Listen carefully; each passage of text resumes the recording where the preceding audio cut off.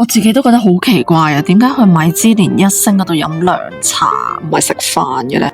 你揀得 A 最多咧，其實就係一個陰虛嘅情況。鬼咩？五味堂出動靚女中醫喎，本身咧已經勁中意飲佢哋嗰隻閉月羞花噶，今次又搞咩咧？叫做微醺內調嘅一個體驗，係啦。我好 buy 佢哋定位好清晰噶，香港本地 liqueur 嘅 cocktail 嘛，連 foodie 都認證啊。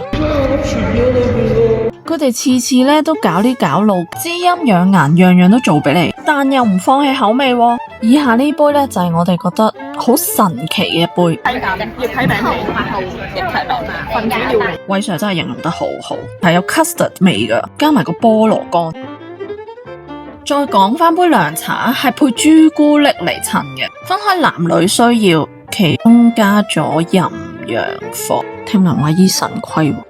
雖然我樣唔似，但係不勝酒量。其他得意嘅 cocktail 就你自己嚟試啦。